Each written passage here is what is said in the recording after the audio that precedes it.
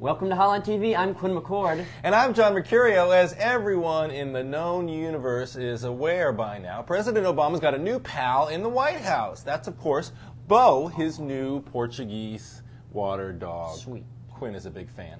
All right, but Bo is not Obama's only best friend these days. Quinn McCord, I think it's time to bone up on some of Obama's other best buddies right now. We've got a little game we're playing here. Okay. Basically going to rank all of these other new friends of Obama's that he's made over the past several months, several weeks actually, and we're going to rank them. We're going to rank them on how good of a friend they are. Are they a good friend? If so, they get 5 bones. Wow. It's sort of his new buddy. That's a lot of bones. It's a buddy reference to the last dog to ever live in the White House, the Clinton's dog.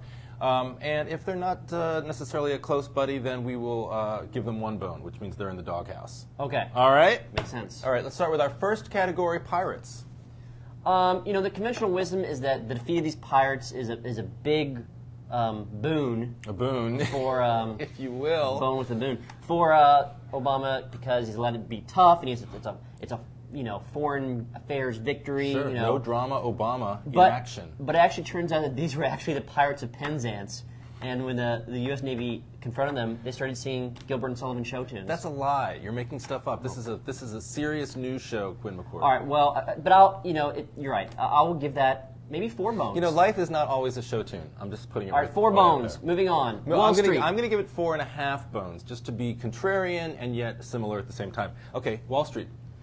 6 weeks in a row, Wall Street ends on a Friday, up from the week prior. It's down today, dipping below 8,000, but you're seeing a huge shift, I think, from the beginning of the Obama administration where we saw historic declines. We're starting to see an increase, and that was a big part of, I think, what allowed Obama on Friday to say that his administration is seeing glimmers, if you will, of hope that the economic downturn is bottoming out and could actually be turning around. A lot of pessimism out there still, but I think Wall Street, if this is the beginning of a turnaround, Wall Street is one of Obama's best buddies. I'm going to give this 4 bones. Well, listen, all I know about the stock market is what I hear on Susie Orman's show. The Saturday night, again, I was alone home, like most Saturday nights, watching Susie Orman. Of course. And she says we can't assume that the bottom has fallen out of Wall Street. So I would give that maybe just 3 bones. Okay. Maybe. I mean, I don't want to argue with Susie. No. Not at all. All right, moving right along. Republicans.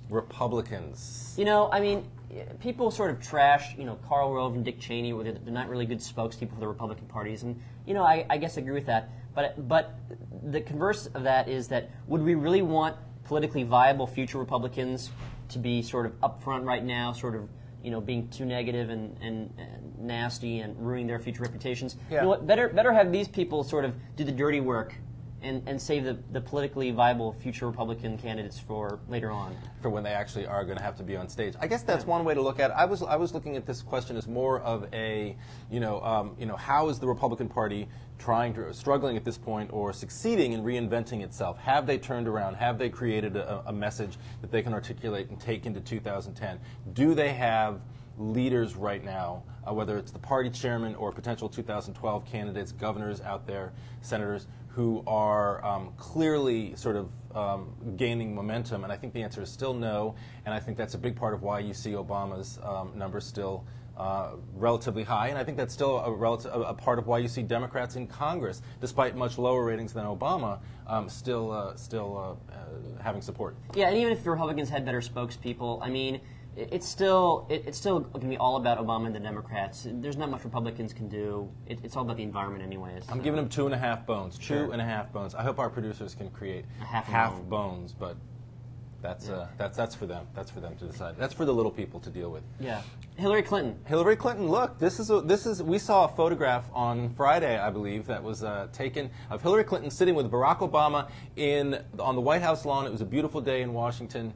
They were sitting at a picnic table near the jungle gym. It was a reminder, I think, of how important this relationship is. And we sort of, I think, lose track of the fact that just a year ago, they were fighting out, was it the Pennsylvania primary at that point, or the Ohio primary? Yeah, it was April, yeah. Yeah, Indiana were the final primaries before Hillary Clinton got out of the race. If that relationship had not, or was not as sort of harmonious as it was right now, she, Hillary Clinton, who presumably would still be in the U.S. Senate, could be causing huge, huge headaches for Barack Obama. She's not. She's on his team. She's in his administration. They just got back from a very successful, at least on a PR level, a very successful trip abroad. And I think that we sort of overlook the fact that this is a very important relationship and one that at this point seems to be going well. I'm giving Hillary Clinton 5 bones. John, I can't disagree with you there. That was a great performance. Thank you. That wasn't a performance. That was from the heart. Well, it was a performance from the heart. True enough. But unfortunately, we're out of time right now. I'm Quinn McCord. I'm John Mercurio. We'll see you next time on Hotline TV.